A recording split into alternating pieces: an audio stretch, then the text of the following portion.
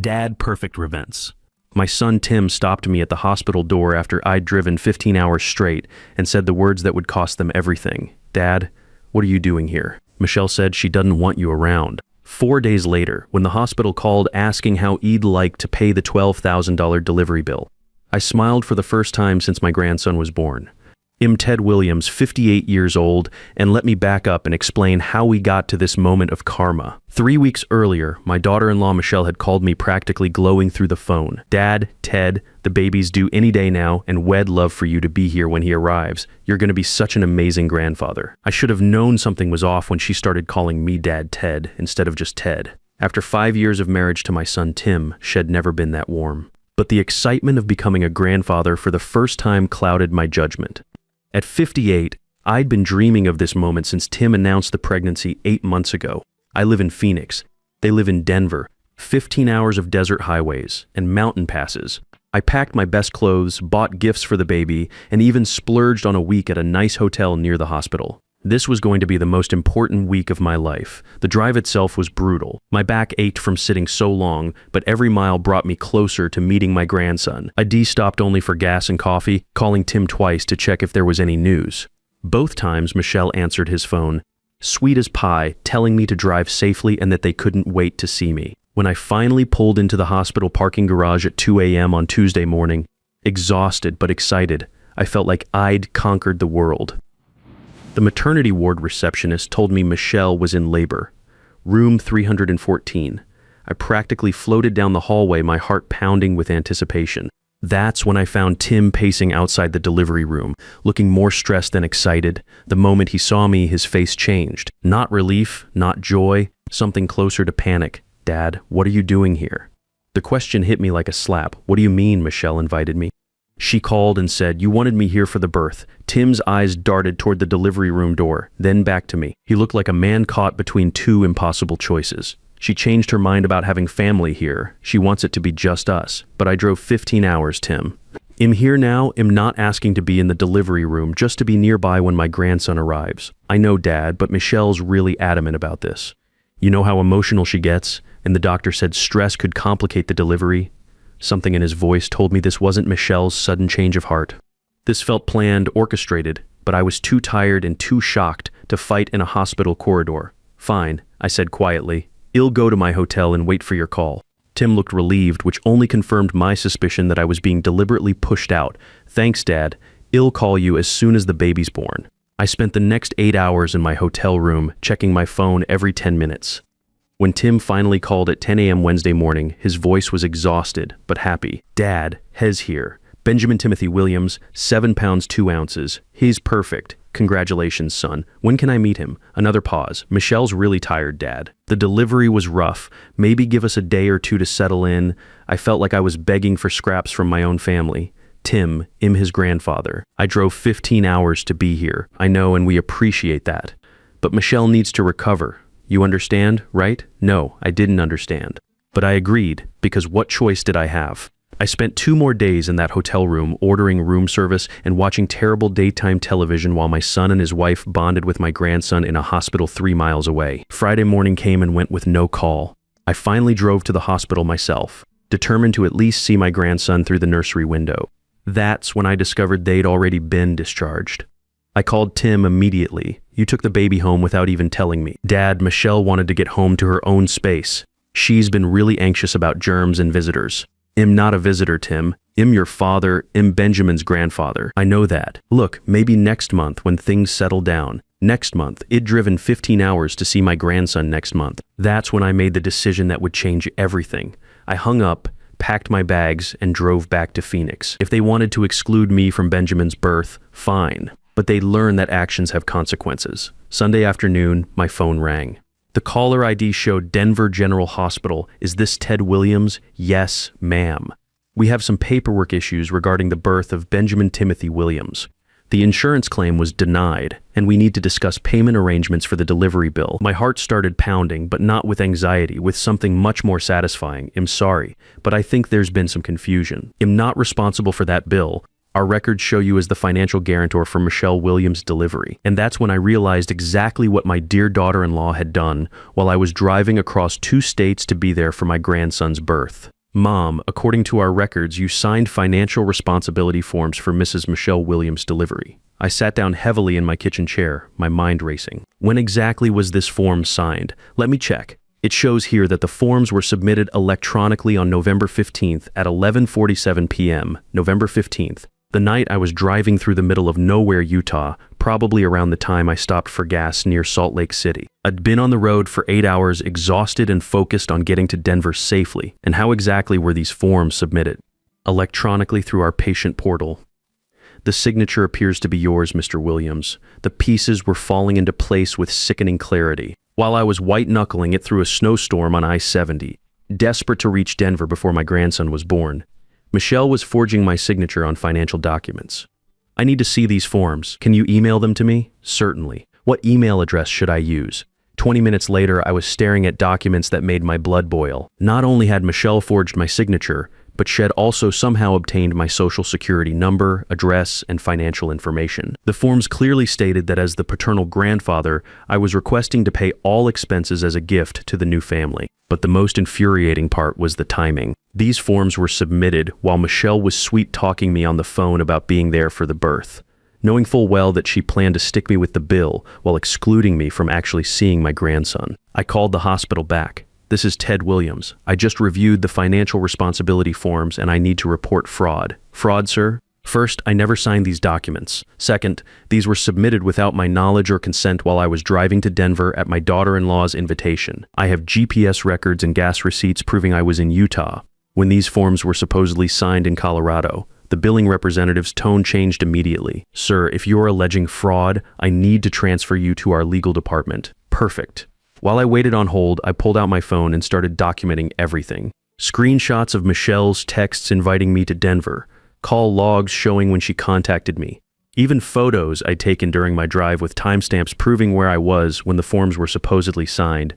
Mr. Williams, this is legal department. I understand you're disputing financial responsibility forms. I'm not disputing them. I'm reporting identity theft and fraud. I have evidence that these documents were forged. For the next hour, I provided the legal department with every detail of Michelle's deception. They were particularly interested in the fact that Michelle had invited me to Denver while simultaneously committing fraud in my name. Mr. Williams, this is indeed a serious matter. We'll be filing a police report and turning this over to our fraud investigation team. In the meantime, all charges to your name are suspended pending investigation. After hanging up, I sat in my kitchen staring at my phone. Michelle had played this perfectly. She'd gotten me out of the way during the birth, had her private family moment, and planned to stick me with a $12,000 bill as a final insult. What she didn't know was that I'd spent 35 years as a medical billing administrator before retiring. I knew exactly how hospital fraud investigations worked, and I knew Michelle had just committed several felonies. My phone buzzed with a text from Tim. Dad, hope you made it home safely. Michelle's doing great and Benjamin is such a good baby. We'll send pictures soon. Pictures. After excluding me from his birth and forging financial documents in my name, they thought pictures would smooth things over. I typed back, glad everyone's healthy, looking forward to meeting him soon. What I didn't mention was that ID just spent the afternoon ensuring that Michelle's fraud would be thoroughly investigated by both the hospital and local law enforcement. Tuesday morning brought another call from Denver General. Mr. Williams, this is Detective Stephen Bailey with the Denver Police Department. We've been assigned to investigate the fraud case you reported, of course. Can you walk me through the timeline of events leading up to the alleged document forgery? For the next 45 minutes, I provided Detective Bailey with a detailed account of everything that had happened. Michelle's invitation, the 15-hour drive being turned away at the hospital, the subsequent exclusion from seeing my grandson, and finally discovering the fraudulent financial responsibility forms. Mr. Williams, do you have any documentation supporting your version of events? I have text messages, call logs, photos from my drive with GPS timestamps, and hotel receipts proving I was traveling when the forms were allegedly signed by me. Well, need copies of all of that. This is shaping up to be a clear case of identity theft and fraud. The fact that the perpetrator invited you to travel while committing crimes in your name suggests premeditation. Premeditation. Michelle hadn't just made a desperate decision in the moment. She'd planned this entire scenario. The invitation, the exclusion, the fraud, all of it had been calculated to humiliate me while sticking me with their medical bills. Detective, what happens next? We'll be obtaining warrants for financial records, hospital surveillance footage, and digital evidence from the submission of these fraudulent forms. If our investigation confirms what you've told me, your daughter-in-law will be facing several felony charges. My doorbell rang that afternoon. Through the peephole, I could see a woman in her 30s holding a manila envelope. Ted Williams? Yes. I'm Sarah Collins, investigator with Denver General Hospital's Fraud Prevention Department. I have some documents for you to review. She handed me the envelope and waited while I opened it.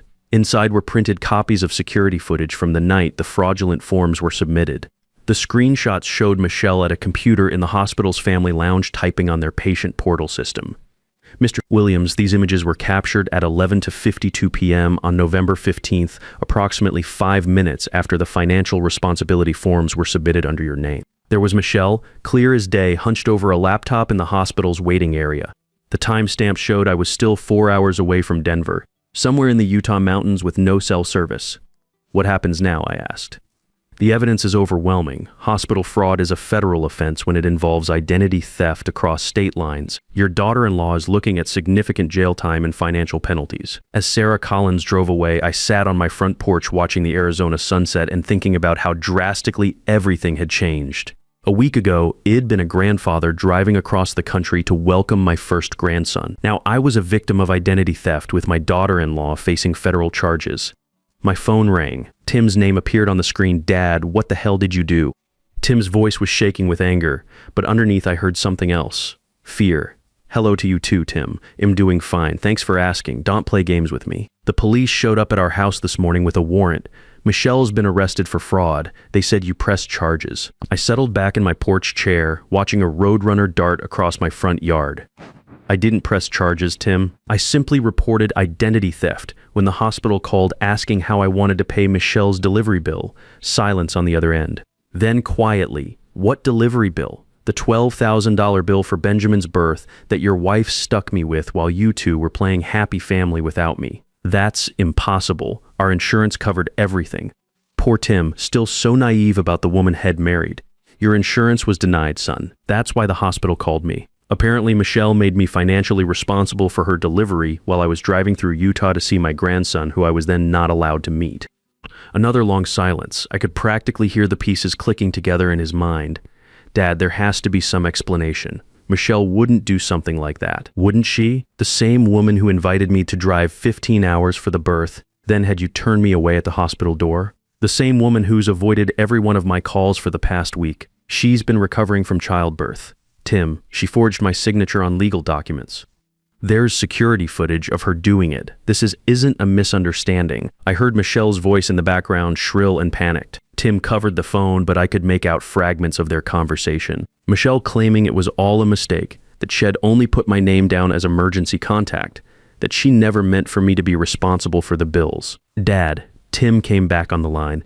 Michelle says this is all a misunderstanding. She put you down as emergency contact, not financial guarantor. Tim, I've seen the documents. I was a medical billing administrator for 35 years. I know the difference between an emergency contact form and a financial responsibility agreement. Your wife committed fraud. Jesus Christ. His voice cracked. Dad, what happens now? That depends on Michelle. The detective told me that if she makes full restitution and admits responsibility, they might consider reduced charges. But Tim, she didn't just steal from me. She humiliated me. She made me drive across 2 states to be rejected at my own grandson's birth, then tried to stick me with the bill for the privilege. I could hear Benjamin crying in the background and my heart clenched. This should have been such a happy time. My first grandson, healthy and perfect, and instead I was discussing felony charges with his father. What do you want me to do? Tim asked finally. I want you to be honest with me about what really happened. Did Michelle plan to exclude me from the birth from the beginning? Another pause. Then so quietly I almost didn't hear it. Yes, the confirmation hit harder than I'd expected, even though I'd known it was true. Why? She said having you there would be stressful, that she wanted the birth to be just our immediate family. I am immediate family, Tim. I'm your father. I'm Benjamin's grandfather. I know. I should have stood up to her. I should have told you what she was planning instead of letting you drive all that way. Yes, you should have, but you chose to protect her feelings instead of mine, and now she's facing federal charges because neither of you thought about consequences. The investigation that followed revealed something far worse than I'd imagined. FBI agent Sarah Collins called me 2 weeks later with news that made my blood run cold. Mr. Williams, we've discovered that Michelle Williams isn't who she claims to be. Her real name is Sandra Mitchell, and she has a criminal record in 3 states for identity theft and fraud. What do you mean? She's been living under multiple false identities for the past 8 years. She's married to another man, Jeremy Anderson, who's also a career criminal. They've been running family infiltration schemes across the western states. Family infiltration schemes. My daughter-in-law wasn't just a desperate new mother who'd made poor decisions. She was a professional criminal who'd targeted my family as part of a larger operation. Agent Collins, what does this mean for my son and grandson? It means Tim's marriage is fraudulent, and Sandra Mitchell has been planning to disappear with Benjamin and demand ransom money from your family. We found detailed plans in Jeremy Anderson's apartment when we arrested him in Seattle. Ransom money, they'd planned to kidnap my grandson and hold him for money. How much were they planning to demand? $500,000. They'd researched your assets, your property values, your retirement accounts. They knew exactly how much they thought you could pay. As Agent Collins explained the full scope of Sandra's crimes, I realized that my refusal to pay that hospital bill had saved not just my money, but possibly my grandson's life. If I'd quietly paid the $12,000 and stayed silent, Sandra would have proceeded with her plan to stage her own death and Benjamin's death, then disappear with Jeremy and my grandson. The trial began 6 months later when Sandra Mitchell took the witness stand. She finally dropped her mask of innocence. You people thought you were so smart, she told the courtroom looking directly at me, but you were just marks, easy targets who deserved what happened to them. The jury convicted her on all counts of identity theft, fraud, conspiracy, and kidnapping conspiracy. Judge Morrison sentenced her to 15 years in federal prison. As we left the courthouse, Tim carrying Benjamin against his chest, I realized that Sandra's plan had backfired completely. She'd tried to destroy our family, but her crimes had actually brought Tim and me closer together than we'd been in years. Dad, Tim said as we walked to the car, I don't know how to thank you for what? For refusing to let her get away with it. If you'd just paid that hospital bill and stayed quiet, Benjamin and I would probably be her victims forever while she planned worse crimes. I looked at my grandson, sleeping peacefully in his father's arms, completely unaware that his mother had planned to kidnap him and raise him to be a criminal. Tim, the only thing Sandra was wrong about is thinking it'd be an easy target. She was wrong about something else too. What's that? She thought experience made me weak, but experience taught me exactly how to fight back. The drive back to Phoenix that day was different from my desperate journey 6 months earlier. This time, Tim sat in the passenger seat while Benjamin slept in his car seat behind us. We had a lot to figure out: living arrangements, legal paperwork to establish Tim's sole custody, therapy for Tim to process the trauma of discovering his entire marriage had been a lie. Dad, Tim said as we crossed into Arizona, I need to ask you something. What's that? Can Benjamin and I stay with you for a while? I know it's a lot to ask, but I need time to figure things out. The house in Denver has too many memories of her lies. Son, you and Benjamin are welcome for as long as you need. That guest room has been empty too long anyway. Tim was quiet for several miles. Then, I keep thinking about all the times she talked about her childhood, her family, her college years. Every story was a lie. I don't even know if she actually loved Benjamin or if he was just part of her scheme. Tim, whatever Sandra's motivations were, Benjamin is here now and he's safe. That's what matters. But what do I tell him when he's older? How do I explain that his mother was a criminal who planned to kidnap him? I thought about that for a long time before answering. You tell him the truth, that his grandfather loved him enough to fight for him when bad people tried to hurt your family, that sometimes doing the right thing means making hard choices, and that he'll always be safe because he has people who really love him. The first few weeks of our new living arrangement took some adjustment. Tim had to learn how to be a single father while dealing with the legal aftermath of Sandra's crimes. There were depositions, insurance claims, and the complicated process of legally establishing that Benjamin was his son despite the fraudulent circumstances of his birth. I found myself falling into the rhythm of being a hands-on grandfather in ways I'd never expected. Getting up for 2 a.m. feedings when Tim was exhausted. Teaching Benjamin to smile, to laugh, to reach for toys. The simple joy of watching my grandson discover the world around him. Tim started seeing a therapist. Dr. Amanda Taylor recommended to help him process the trauma of discovering his entire marriage had been built on lies. It took months for him to stop questioning every memory, every conversation, every moment of happiness thought head shared with Sandra. The hardest part, he told me one evening as we sat on the back patio watching Benjamin play in his bouncy seat, is wondering if I can ever trust my judgment again. How did I live with someone for 5 years and not know who she really was? Tim. She was a professional. This is what she did for a living. You weren't naive, you were normal. Normal people don't expect the person they marry to be running a criminal operation. Agent Collins kept us updated on the broader investigation into Jeremy Anderson's network. That identified at least 12 women across 8 states who'd been working similar schemes. Sandra's conviction had been the break they needed to unravel the entire operation. Your case was unique, Agent Collins told us during one of her updates. Most of their victims never fought back. They either paid the fraudulent bills to avoid family drama, or they were too embarrassed to report being scammed by family members. Your decision to investigate and fight back saved not just your family, but probably dozens of other families. 6 months after Sandra's sentencing, Tim got a job offer from a tech company in Phoenix. Dad, I could keep looking for something in Denver, but honestly, I like our setup here. Benjamin loves having his grandfather around, and I've never felt more supported. What are you saying? I'm saying if you're willing, I'd like to make this permanent. We could find a bigger place, somewhere with room for all of us. I looked at Benjamin, now 8 months old and babbling happily in his high chair, tiny hands grabbing at everything in reach. This wasn't how I'd imagined becoming a grandfather, but it had turned out better than any plan I could have made. Tim, there's nothing I'd like more. We found a house with a big backyard and an office where I could work part-time consulting on medical billing fraud cases. Apparently my experience with Sandra's scheme had given me some expertise that hospitals valued. Tim set up a home office where he could work remotely when Benjamin was napping. A year after Sandra's conviction, Benjamin took his first steps across our living room from Tim's outstretched arms to mine. As I caught my grandson and lifted him up, both of us laughing, I realized that Sandra Mitchell had given me something Shed never intended to give. Shed given me the chance to be the kind of grandfather I'd always wanted to be. Not just someone who visited on holidays or sent birthday cards, but someone who was there for the daily moments that really matter. First words, first steps, bedtime stories, and morning cartoons. Now Benjamin is 2 years old, and he calls me Grandpa Ted. When people ask about his mother, I tell them she's not in the picture, and most people are polite enough not to push for details.